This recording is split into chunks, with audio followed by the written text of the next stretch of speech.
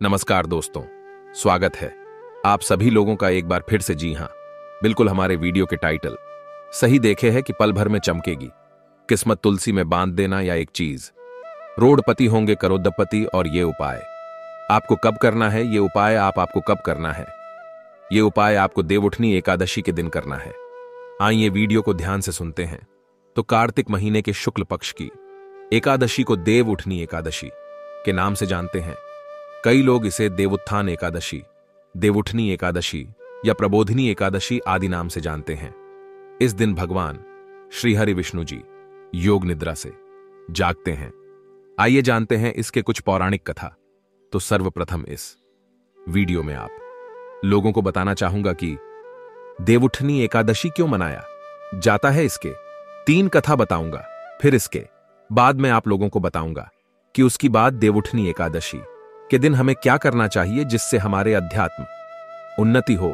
साथ ही साथ इस वीडियो में मैं आप लोगों को कहा कि माध्यम से बताऊंगा कि भगवान श्री कृष्ण ने युधिष्ठिर को स्वयं कहें कि देवउठनी एकादशी की कथा जो व्यक्ति सच्चे मन से सुनते हैं, ऐसे व्यक्ति के जीवन में कभी भी गरीबी नहीं आती। ऐसे व्यक्ति के जीवन में किसी भी प्रकार की परेशानी नहीं आती। भगवान नारायण की कृपा से उनके परेशानी स्वतः ही समाप्त हो जाते हैं। ऐसे व्यक्ति इस जीवन में बिल्कुल ही ऐसे व्यक्ति इस धरा पर जीते जी सुख भोगता है। मृत्यु के पश्चात ऐसे व्यक्ति को कभी भी यम की यातना नहीं सहनी पड़े डरहती। ऐसे व्यक्ति को भगवान के धाम की प्राप्ति होता है, अर्थात बैकुंठ की प्राप्ति होता है। केवल कथा सुनने मात्र से तो ये कथा ध्यान से सुनिएगा। और हां, वीडियो में आगे बढ़ने से पहले, जानकारी बताने से पहले सभी दर्शकों कहना चाहूंगा, अगर आज की जो वीडियो आप पूरे तरीके से देख लेते हैं, मिस नहीं करते, तो आपको धनवान बनने से दुनिया की कोई भी शक्ति नहीं रोक पाएंगे। और हां, कमेंट बॉक्स में अभी तक ओम नमो भगवते वासुदेवाय नहीं लिखे तो लिख दीजिए।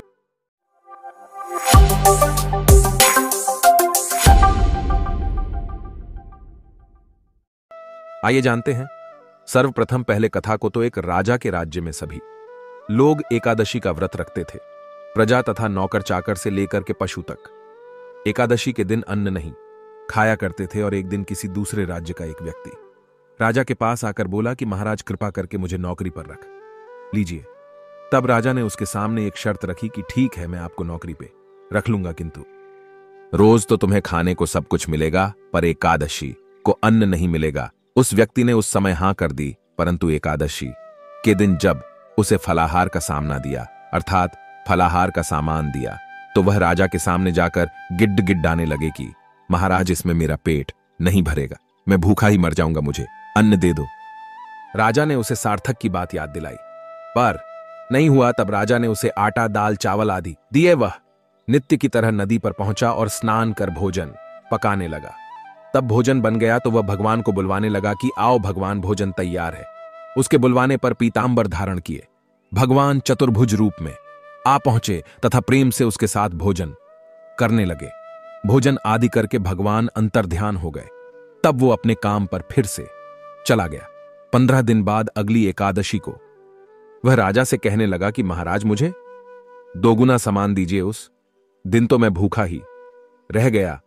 राजा ने कारण पूछा तो उसने बताया कि हमारे साथ भगवान भी खाते हैं, इसलिए हम दोनों के लिए यह सामान पूरा नहीं होता। यह सुनकर राजा को बहुत बड़ा आश्चर्य हुआ। वह बोला, मैं नहीं मान सकता कि भगवान तुम्हारे साथ खाता है। मैं तो इतने व्रत रखता हूं, पूजा करता हूं, पर भगवान ने मुझे कभी दर्शन नहीं दिए। राजा की बातें सुनकर वह बोला कि महाराज, यदि विश्वास ना हो तो मेरे साथ आप चल करके देख लीजिए। राजा पेड़ के पीछे छिप करके बैठ गया। उस व्यक्ति ने भोजन बनाया तथा भगवान को शाम तक बढ़ता रहा, परंतु भगवान न आए। अंत में उसने कहा कि हे भगवान, यदि आप नहीं आए तो मैं नदी में कूद करके प्राण त्याग दूंगा। लेकिन भगवान नहीं आए। तब वह प्राण त्यागना के उपदेश से नदी की तरफ बढ़ा। प्राण त्यागने का उस समय इतना ज्यादा उनके शरीर में इरादा बाज गया, दृढ़ संकल्प बरा गया है कि भगवान को उनके सामने में आकर के प्रकट होना पड़ेडा और उनके साथ में बैठ करके भोजन करना पड़ेडा। भगवान उनके साथ भोजन खा पी करके अपने विमान में उसे बिठा करके अपने धाम को ले गए। ये जीतने भी क्रिया है।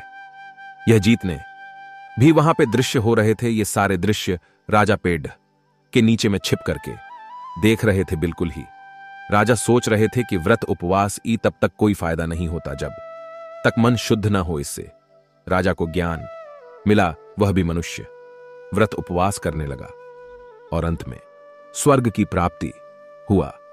ये थे देवउठनी एकादशी की प्रतिकथा। चले दूसरे कथा की ओर बढ़ते हैं। अगर आप यहां तीनों कथा ध्यान से सुनेंगे तो मैं यकीन दिलाता हूं आपको जीवन में धन की कभी कमी नहीं पड़ेगी। इससे मां लक्ष्मी की प्रसन्नता प्राप्त हो, मां लक्ष्मी की कृपा प्राप्त होती है। आइए दूसरे कथा की ओर बढ़ते हैं। अभी तक कमेंट बॉक्स में ओम नमो भगवते वासुदेवाय नहीं लिखे हैं तो फिर से गुजारिश करना चाहूंगा, लिख दीजिए। एक राजा था और उसके राज्य में प्रजा सुखी थी। एकादशी को कोई भी अन्न नहीं बेचता था, सभी फलाहार करते थे। एक बार भगवान ने राजा की परीक्षा लेनी चाहिए। भगवान ने एक सुंदरी का रूप धारण किया तथा सड्डे डक पर बैठ गए। तभी राजा उधर से निकला और सुंदरी को देख चकित रह गया। उससे पूछा कि हे सुंदरी, तुम कौन हो और इस तरह यहां क्यों बैठी हो? तब सुंदरी अर्थात जो सुंदर स्त्री है भगवान के जो वेस्ट में बने हुए, वह बोले कि मैं निराश्रित हूं, नगर में कोई मेरा जान पहचान का नहीं है, किससे सहायता मांगू? राजा उसके रूप पर मोहित हो गया था। वह बोला, तुम मेरे महल चलकर मेरी रानी बनकर रहो। सुंदरी बोला, मैं तुम्हारे बात मानूंगी, पर तुम्हें राज्य का अधिकार मुझे स्वप्ना होगा। राज्य पर मेरा पूर्ण अधिकार होगा। मैं जो भी बनाऊंगी तुम्हें खाना होगा। राजा उसके रूप पर मोहित था, अतः उसकी सभी शर्तें को स्वीकार कर ली। अगले दिन एकादशी थी। रानी ने हुक्म दिया कि बाजारों में अन्य दिनों की तरह अन्न बेचा जाए। जी हां, बाजारों में अन्य दिनों की तरह अन्न बेचा जाए। उसके घर में मांस, मछली आदि पकवाए तथा परोसा। राजा को खाने के लिए कहा तो यहां देखकर राजा बोली कि रानी, आज एकादशी है, मैं तो केवल फलाहार ही करूंगा। तब रानी ने शर्त की याद दिलाई और बोली, या तो खाना खाओ, नहीं तो मैं बड्डे राजकुमार का सिर काट लूंगी। राजा ने अपनी स्थिति बड्डी रानी से कही तो बड्ढी रानी बोली, महाराज धर्म न छोड़ें, बड्ढे राजकुमार का सिर दे दो पुत्र तो फिर मिल जाएंगे, लेकिन धर्मा नहीं मिलेगा। ध्यान से सुनिएगा। इसी दौरान बड्ढा राजकुमार खेल कर आ गया। मां की आंखों में आंसू देखकर वह रोने का कारण पूछने लगा तो मां उसके सारी वस्तुस्थिति बता दी। अर्थात जीत ने भी वहां पे समस्या गुजरे थी, जीत ने भी वहां पे दृश्य हुए थे, सबको बता दिए। तब वह बोला, राजकुमार, कि मैं सिर देने के लिए तैयार हूं पिताजी के धर्म की रक्षा होगी, जरूर होगी। राजा दुहखी मनुष्य राजकुमार का सिर देने को तैयार हुआ तो रानी के रूप से भगवान विष्णु प्रकट होकर के असली बात बताई कि राजन, तुम इस कठिन परीक्षा में पास हुए। भगवान ने प्रसन्न मन से राजा से वर मांगने को कहा तो राजा बोला कि अब का दिया हुआ सब कुछ है, भगवान हमारा उद्धार करें। उसी समय वहां से एक विमान उतरा। राजा ने अपना राज्यपुत्र को सौंप दिया और विमान में बैठ करके भगवान के परम धाम चले गए। ऐसा भी कहा जाता है, इस कथा को कोई भी व्यक्ति सच्चे मन से सुनते हैं तो ऐसे व्यक्ति को यम की यातना नहीं सहनी पड़ती। आइए अब तीसरे कथा की ओर चलते हैं, जो कि तुलसी विवाह से जुड़े हुए हैं। तो शिव महापुराण के अनुसार पौराणिक समय में दैत्यों का राजा दम हुआ करता था। बहुत बड्ढा विष्णु भक्त था। कई सालों तक उसके यहां संतान नहीं होने के कारण उसने शुक्राचार्य को अपना गुरु बना करके उनसे श्री कृष्ण मंत्र प्राप्त किया। यह मंत्र प्राप्त करके उसने पुष्कर सरोवर में घोर तपस्या की। भगवान विष्णु उसकी तपस्या से प्रसन्न हुए और उसे संतान प्राप्ति का वरदान दे दिया। भगवान विष्णु के वरदान से राजा दम के यहां एक पुत्र जन्म लिया। इस पुत्र का नाम शंखचूर्ण गया। जी हां, इस पुत्र का नाम शंखचूड न रखा गया। बढ़ा होकर के शंखचूर्ण ने ब्रह्मा जी की घोर तपस्या करने लगा। पुष्कर में घोर तपस्या करने लगा। उसकी तपस्या से प्रसन्न करके ब्रह्मा जी ने उसे वर मांगने को कहा। हमेशा अजर अमर रहे, वो कोई भी देवता उसे नहीं मार पाए। ब्रह्मा जी ने उसे यह वरदान दे दिया और कहा कि वह बद्रीवन जाकर के धर्मध्वज की पुत्री तुलसी को जो तपस्या करी उसके साथ विवाह कर लें। कथा ध्यान से सुनना। इस कथा के श्रवण मात्र से व्यक्ति की अकाल मृत्यु टल जाती है। इस कथा के श्रवण मात्र से व्यक्ति की बुरे समय टल जाते हैं। शंखचूड़ ने ब्रह्मा जी के आदेश का पालन किया और वैसा ही तुलसी एक साथ वो जाकर के विवाह किया और सुखपूर्वक रहने लगे। उसने अपने बल से देवताओं, अशूर दाना, राक्षसों, गंधर्वा, नागों, किन्नर, मनुष्य तथा 3 लोक के सभी प्राणियों पर हैं विजय प्राप्त कर ली।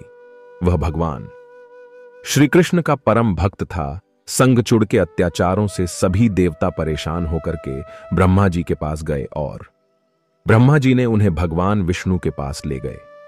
भगवान विष्णु ने कहा कि शंखचूड़ की मृत्यु भगवान शिव के त्रिशूल से ही होगी, अतः आप उनके पास जाएं। भगवान शिव ने चित्ररथ नाम के गण को अपना दूत बनाकर के संगचूड़ के पास भेजा। चित्रा रथ ने संघ चुनाव को समझाया कि वह देवताओं को उनका राज्य लौटा दें, परंतु संघचूड़ ने मना कर दिया और कहा कि वह महेश्वर से युद्ध करना चाहते हैं। था भगवान शंकर से युद्ध करना चाहते हैं। भगवान शिव को जब यह बात तब पता चली तो वे युद्ध के लिए अपनी सेना लेकर के निकल पड़े। इस तरह देवताओं और दानवों में घमासान युद्ध हुआ, परंतु ब्रह्मा जी के वरदान के कारण संघचूड़ को नहीं हरा पाए। भगवान शिव ने संघचूड़ का वादा करने के लिए जैसे अपना त्रिशूल उठाया, तभी आकाशवाणी हुई कि जब तक संघचूड़ के हाथ में श्रीहरि का कवच है और इसकी पत्नी का सतीत्व अखंडित है, तब तक इसका वध असंभव है। आकाशवाणी सुनकर भगवान विष्णु वृद्ध ब्राह्मण का रूप धारण कर संघचूड़ के पास गए और उससे श्रीहरि कवच दान में मांग लिया। संघचूड़ हुआ कवच बिना किसी संकोच के दान कर दिया। इसके बाद भगवान विष्णु संघचूड़ का रूप बनाकर के तुलसी के पास गए। संघचूड़ रूपी भगवान विष्णु ने तुलसी के महल के द्वार पर जाकर अपनी विजय होने की सूचना दी। यह सूचना तुलसी को बहुत प्रसन्न हुई। या सूचना पाकर के और पति रूप में आए भगवान विष्णु जी की पूजन किया और उनके साथ रमण भी किया। ऐसा करते तुलसी का सतीत्व अखंडित हो गया, क्योंकि रमण करना एक प्रकार के परम पुरुष के साथ अपराध होता है, तो उनके सतीत्व खंडित हो गया और भगवान शिव ने युद्ध में अपने त्रिशूल से संघचूड़ का वध किया। तब तुलसी को पता चला कि वे उनके पति नहीं हैं, बल्कि वे तो भगवान विष्णु हैं। क्रोध में आकर के तुलसी ने कहा कि आपने छलपूर्वक मेरा धर्म भ्रष्ट किया है और मेरे पति को मार डाला है, अतः मैं आपको श्राप देती हूं कि आप पाषाण होकर के धरती पर रहे, अर्थात पत्थर होकर के धरती पर रहे। तब भगवान विष्णु ने कहा कि देवी, तुम मेरे लिए भारतवर्ष में रहकर बहुत दिनों तक तपस्या कर चुकी हो। तुम्हारा यह शरीर नदी रूप में बदल करके खंड की नदी के रूप में प्रसिद्ध होगा। तुम पुष्पों में श्रेष्ठ तुलसी का वृक्ष बन जाओगी और सदा मेरे साथ रहोगी। तुम्हारे शराब को सत्य करने के लिए मैं पाषाण अर्थात शालिग्राम बन करके रहूंगा और खंड की नदी के तट पर मेरा वास होगा। देव प्रबोधिनी एकादशी के दिन भगवान शालिग्राम तुलसी का विवाह संपन्न कर मंगल कार्य प्रारंभ किया जाता है। हिंदू धर्म मान्यता के अनुसार इस दिन तुलसी जी तथा भगवान शालिग्राम का विवाह करने से अपार पुण्य की प्राप्ति होता है।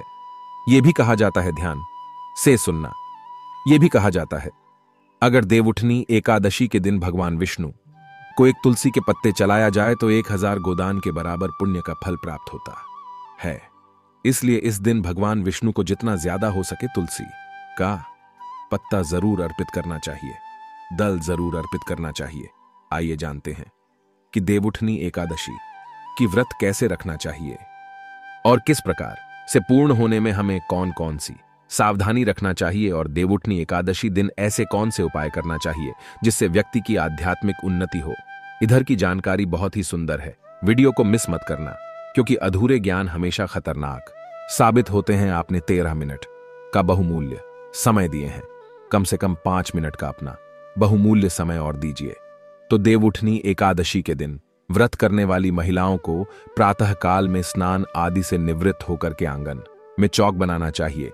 भगवान विष्णु के चरण को कलात्मक रूप से अंकित करना चाहिए, अर्थात आपसे जैसे बन पड़ी डीढ़े भगवान विष्णु जी की चरण कमल बनाना चाहिए। इस दिन की तेज धूप में विष्णु के चरणों को ढंक देना चाहिए। देवउठनी एकादशी को रात्रि के समय सुभाषित इस स्तोत्र का पाठ करना चाहिए। भागवत कथा है, पुराण आदि का श्रवण करना चाहिए, भजन करना चाहिए, गायन करना चाहिए। घंटा, शंख, वृद्ध इस दिन बजाने से अगर व्यक्ति के घर में किसी भी प्रकार का नकारात्मक ऊर्जा हुआ समाप्त होता है ऐसा, धर्मशास्त्रों में लिखे हैं तो इस दिन घंटा, शंख, मृतक, नंगाढे और जरूर बजाना चाहिए। विविध प्रकार के खेलकूद, लीला और नाच आदि के साथ इस मंत्र का उच्चारण जरूर करना चाहिए। ओम नमो भगवते वासुदेवाय। इस मंत्र का जितना ज्यादा आप जाप करते हैं, भगवान विष्णु उतना ही ज्यादा प्रसन्न होते हैं।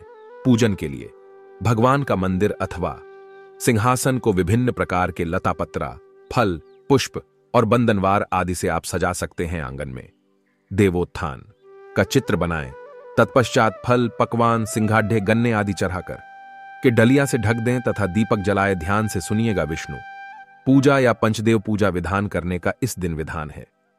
विष्णु जी का पूजन कर सकते हैं, पंचदेव पूजन कर सकते हैं और आप जो है दीपक है, कपूर आदि शक्ति आरती कर सकते हैं। देखिए, अगर आप इतना करने में सक्षम नहीं है तो गन्ने का मंडप बना लीजिए, तुलसी माता की एक गमले में लगा तुलसी रख लीजिए और भगवान शालिग्राम रख लीजिए। शालिग्राम नहीं है तो भगवान कृष्ण जी की मूर्ति इलाज सकते हैं। अब ये तुलसी माता तथा भगवान श्री कृष्ण, क्योंकि शालिग्राम स्वरूप कहा गया कि उनके विवाह कर सकते हैं। आपसे जैसे बन पड़ी डे, मैं ये नहीं बोल रहा हूं, मैं जो विधि बता रहा हूं उसी से करें। अब इसे जैसे बंद पड़ी ढे आपके जैसे समर्थ हैं, उनके अनुसार भगवान का विवाह करा दीजिए। इस बारे में कुछ उपायों को बताना चाहूंगा। तो अगर आज के दिन अर्थात देवउठनी एकादशी के दिन, देव प्रबोधिनी एकादशी के दिन तुलसी माता को बहुत राखा पुष्पक हार चढ़ने से आर्थिक कष्ट दूर होती है। जो लोग लंबे समय से आर्थिक कष्ट से परेशान हैं, कमेंट करके पूछते नहीं, गुरुजी हम काफी आर्थिक कष्ट से परेशान हैं, आर्थिक कष्ट करने वाला कोई उपाय बता दीजिए। तो केवल एक दिन देवउठनी एकादशी के दिन अगर कोई भी व्यक्ति सच्चे मन से है, अगर तुलसी माता को मुंगरा का पुष्पाजी, हां मुंगरे की पुष्पक आहार बना करके चढ़ाते हैं, समर्पित करते हैं तो आर्थिक कष्ट दूर होते हैं, पैसों की कभी भी तंगी नहीं होती। यह भी कहा जाता है इस दिन गुलाब की हार बना करके, गुलाब की पुष्पक की हार बना करके, गुलाब की पुष्पक की माला की हार बना करके अगर तुलसी माता को चढ़ाया जाए तो सारी ओर मानसिक ये दोनों प्रकार के कष्ट है वो कष्ट दूर होते हैं। तुलसी की जड़ में कच्चा दूध डालने से सभी प्रकार की मनोकामना की पूर्ति होता है। किसी भी प्रकार की आपकी मेरी मनोकामना पूर्ण हो जाए तो आज ही के दिन शाम के समय में, सुबह के समय में अर्थात देवउठनी एकादशी के दिन तुलसी की जड़ में कच्चा दूध जरूर डालें, सभी प्रकार की मनोकामना पूर्ण होगा। विष्णु जी को तुलसी दल से बना एक माला पहनाएं। हर प्रकार की दुनिया में जो भी आपके संसारी की इच्छा हो, भौतिक सुख चाहते हैं, अलौकिक सुख चाहते हैं, जो भी सुख चाहते हैं, उन सभी प्रकार के अब कुछ सुख की प्राप्ति होगा। पर एकादशी के दिन तुलसी के पत्ते नहीं तोड़े जाते, पहले से हमको तोड़ करके रखना है। तो विष्णु जी को तुलसी के दल से बना माला जरूर पहना, सभी प्रकार की इच्छा की पूर्ति होगा। आज के दिन तुलसी के पौधे पर अगर हम पौधी की माला बांधा जाए तो व्यक्ति के जन्म, ओके, गरीबी, कंगाली, दरिद्रता एवं 2 सप्ताह है। तो इसमें हमने आप सभी दर्शकों को आकस्मिक धन प्राप्ति करने के लिए, जीवन में चेरी बाधा को दूर करने के लिए अनेकों उपाय बताए हैं। जो उपाय आप इसे बंद पड़ी ढे वह उपाय जरूर कीजिए। अगर आपके मन में कोई डाउट है, कोई क्वेश्चन है तो कमेंट बॉक्स में बिल्कुल ही पूछिए, आपकी मदद की जाएगी। और सभी दर्शकों से कहना चाहूंगा, वीडियो में जो उपाय बताए हुआ उपाय रामबाण की तरह काम करेंगे, इसका प्रभाव और चूक है कभी भी फल नहीं जाएगा। हम जनहित एवं जन कल्याण के लिए इस प्रकार से गुरु परंपरा से प्राप्त हुई जानकारी भी बताते हैं ताकि आप सभी दर्शकों का भला हो। तो अभी तक बड्ढों को लाइक नहीं किया तो बड्ढों को लाइक कर दीजिए और कमेंट बॉक्स में ओम नमो भगवते वासुदेवाय जरूर लिखें, जिसे भगवान विष्णु आपके सभी प्रकार की मनोकामना पूर्ण करेंगे। इस वीडियो को लाइक कर चैनल को सब्सक्राइब जरूर कर लेना। साथ ही साथ इस वीडियो को अपने दोस्तों यारों में आगे जरूर शेयर करना। हो सकता है आपकी एक शेयर किसी के लिए अमृत जैसा। आज की जानकारी पर समाप्त करता हूं दर्शकों। वीडियो देखने के लिए धन्यवाद। नमस्कार।